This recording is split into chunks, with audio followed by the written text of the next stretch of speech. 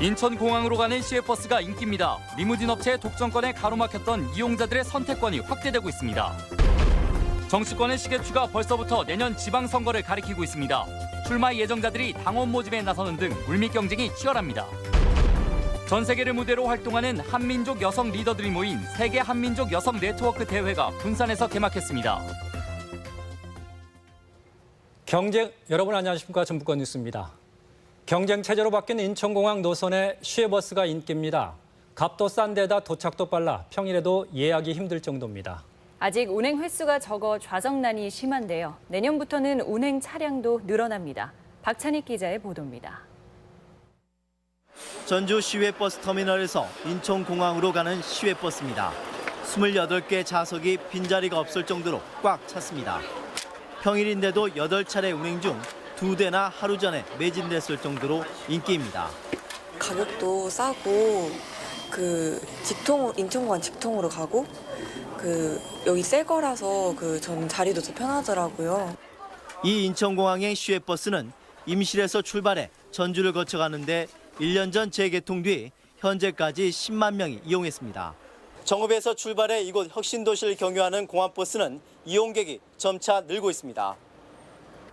아직은 홍보가 덜 돼서 지금은 혁신도시 주민들과 공공기관 직원들이 주로 이용하지만 운행 횟수가 적다는 점을 빼면 기존의 공항 리무진에 비해 여러모로 이점이 많습니다.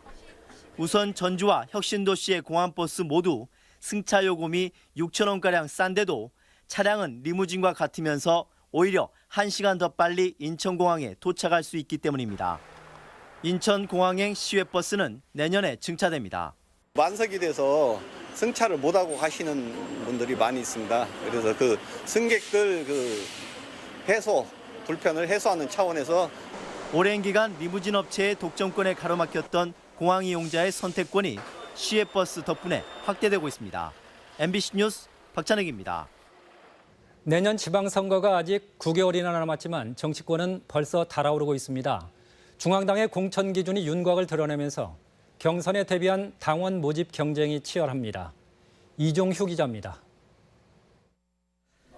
내년 지방선거에서 단체장에 도전할 예정인 에이모 도의원은 요즘 당원 모집에 박차를 가하고 있습니다. 자신을 지지하는 사람들이 많이 당원이 돼야 당내 경선에서 유리한 위치를 차지하기 때문입니다. 그래서 이제 경선에서 유리한 고지를 점하기 위해서 그러죠. 거의 올인하다시피 하죠. 내년 지방선거까지는 9개월 이상 남았지만 각 정당, 특히 민주당에는 새로운 당원들이 밀려들고 있습니다. 민주당 전북도당의 권리당원은 9만 7천여 명, 이 가운데 3만여 명이 올해 가입한 당원들입니다. 특히 이달 8월에만 1만 5천여 장의 당원 신청서가 접수돼 내년 선거에 나설 입지자나 지지자들이 집중적으로 당원에 가입하는 것으로 추정됩니다. 권리당원 50%, 일반 50%라는 그런 경선 규정이 있습니다. 거기에 아무래도 권리당원 부분에 있어서의 유리한 고지를 선점하기 위해서 이런 가운데 민주당은 내년 공천 기준으로 혁신을 연일 강조하고 있어 주목됩니다. 당선 가능성보다 혁신성을 그리고 당의 정체성에 부합하는 인물이어야 한다는 게 그 내용입니다. 당선 가능성도 물론 중요한 요소가 되겠지만 좀 혁신성을 가미해서 우리 민주당이 추구하는 그 이념적 가치를 실현할 수 있는 사람들이 좀 더 많이 들어갈 수 있도록.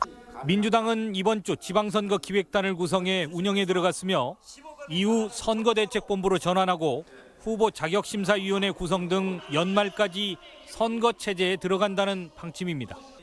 MBC 뉴스 이종휴입니다. 이명박 정부 때 폐쇄됐던 도내 공공기관의 업무가 속속 재개되고 있습니다. 한국은행 전북본부의 화폐 수급 업무는 2012년 전격 중단됐다가 5년여 만인 다음 달부터 재개될 예정이며 이보다 1년 앞서 문을 닫은 한국감정원 군산지사도 오는 10월에 다시 개소합니다. 이들 기관 업무는 이명박 정부 때 공기업 선진화 방침에 따라 폐쇄됐지만 새 정부 들어 재개되면서 공기업들이 정치 논리에 따라 휘둘린다는 비판도 나오고 있습니다. 지구촌 곳곳에서 역량을 발휘하고 있는 한민족 여성들이 군산에 모였습니다. 여성 인재들의 교류 협력은 물론 전북과 새만금의 홍보의 장이 될 전망입니다. 유룡 기자의 보도입니다. 당겨주세요. 아시아와 유럽, 북미, 남미 등 지구촌 30여 개국에 흩어져 살고 있는 똑순이들이 한자리에 모였습니다. 살고 있는 곳은 달라도 마음은 늘 고향을 잊지 못하는 여장부들. 1년에 한 번 고국을 방문하는데 올해는 전라북도입니다. 1세대 부모님의 노고와 헌신이 2세대, 3세대 동포들의 눈부신 활약으로 결실을 맺었습니다. 정연백 여성가족부 장관과 송하진 도지사, 문동신 군산시장 등이 넉넉한 가슴으로 300여 한민족 여성 리더들을 맞이했습니다. 마중 나온 300명의 국내 여성 리더들을 만나 새만금과 군산 근대 역사문화지구 등을 둘러보며 전북의 변화상도 파악하고 노하우도 교환합니다. 한국인이라는 그 자신감을 가지고 어떤 일든지 도전을 하시고 어디서든지 발전을 할 수 있다고 저는 믿고 있습니다. 동방예의식이다라는 거 자부심을 갖고 말을 하고 했는데 요즘에는 인정이 좀 메말라 가는 그런 모습을 많이 보기 때문에 많이 안타깝습니다. 올해로 17번째를 맞는 이번 대회의 주제는 4차 산업혁명과 여성의 역할. 급변하는 지구촌의 미래를 진단하고 대책을 논의하는 한편 여성 특유의 소통과 포용, 예절의 미학도 잊지 말자는 결의를 다졌습니다. 군산과 새만금을 세계 속에 알리게 될 이번 대회는 오는 금요일까지 계속될 예정입니다. MBC 뉴스 유룡입니다. 올 들어 도내에서 첫 댕기열 환자가 발생했습니다. 전라북도는 이달 초 태국에 다녀온 뒤 고열 증세를 보여 병원을 찾은 30대 남성이 댕기열 확진 판정을 받았다고 밝혔습니다. 댕기열은 모기를 통해 전염되는 급성 열성 질환으로 주로 열대나 아열대 지역을 다녀온 여행객에서 발병하고 있어 주의가 요구됩니다. 포도나무 한 그루에서 열리는 포도가 4,000송이라면 상상이 가시나요? 고창의 한 농가가 기른 포도나무인데 비법이라면 친환경 유기농법이었습니다. 한범수 기자입니다. 수십 미터 반경으로 뻗은 줄기마다 탐스럽게 익은 포도가 주렁주렁 달려 있습니다. 올해 이 나무에서 수확을 앞둔 포도는 무려 4,000송이. 일반적으로 포도나무 한 그루에서 50송이 정도가 생산되는데 무려 80배가 넘습니다. 전 세계적으로도 나무 한 그루에서 이토록 많은 포도가 생산된 건 유례가 없는데 농장주는 친환경 유기농법을 비결로 제시합니다. 나무가 원하는 대로 도와주는 거죠, 옆에서. 말하자면 닭으로 얘기하면 산에서 키우는 닭이다 이렇게 생각하면 돼요. 자유로운 나무, 행복한 나무. 대나무와 참나무 톱밥, 두부 비지 등을 섞어 만든 천연 비료로 포도나무의 면역력을 높이고 아래 위로 통풍 장치를 만들어 나무가 쾌적하게 자랄 수 있도록 했더니 열매가 기적과도 같이 늘어났다는 겁니다.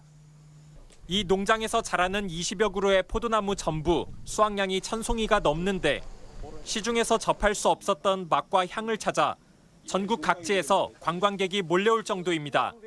유기농업은 농약과 화학비료 등을 사용하지 않는 농법인데요. 농가의 재배 기술에 따라서 생산 수량이 증가하는 이례적인 경우도 있어서 주목됩니다. 손쉽게 쓰는 화학비료 대신 생명 존중을 외치는 포도농가의 노력이 깊은 울림을 주고 있습니다. MBC 뉴스 한범수입니다. 독서 인구가 줄면서 출판과 유통시장도 어려움을 겪은 지 오래입니다. 지역 상황은 더 열악할 수밖에 없는데요. 최근 완판본과 인문학예고장, 전주의 명맥을 잇기 위한 시도가 이어져 관심입니다. 이경희 기자가 소개합니다. 1970년 2월에 전주에 둥지를 튼 신화출판사. 조그만한 출판사지만 1년에 300종의 단행본과 11종의 정기 간행물을 출판합니다. 출판 인쇄마저 서울 집중이 심해져 지역의 출판사는 인쇄소로 전락한 상황에서도 묵묵히 책을 기획하고 전국에 유통되는 잡지를 만들고 있습니다. 출판 시장의 어려움을 타개하기 위해 40년 넘게 고집해온 정통 문학에서 장르 소설로 영역을 넓혀가며 활로를 꾀하고 있지만 현실은 녹록지 않습니다. 그럼에도 4개의 문학상과 문예대학을 통한 글쓰기 교육 등 지역의 활자 문화를 지키기 위한 노력을 계속해 나가고 있습니다. 완판본은 우리가 맥을 이어서 우리가 전주가 출판의 본고장이 돼야 되겠다 이런 생각을 하면서 작은 동네의 인문학 전문 서점. 어찌 보면 가장 돈이 안 되는 인문학을 전문적으로 취급하는 서점이 4년 전 서학동 예술마을에 문을 열었습니다. 유럽의 특색 있는 전문 서점에 반해 가게를 연 조정란 씨는 딸에게 읽히고 싶은 책을 골라 판매대에 올리며 뚝심 있게 서점을 이끌어가고 있습니다. 저기 서점을 가면은 왠지 즐거운 일이 생길 것 같은 희망을 갖게 되는 그런 공간, 장소, 그런 메시지를 전하고 싶습니다. 책에서 길을 찾은 사람들의 해안이 책의 가치와 인문학 도시의 명맥을 이어가고 있습니다. MBC 뉴스 이경입니다.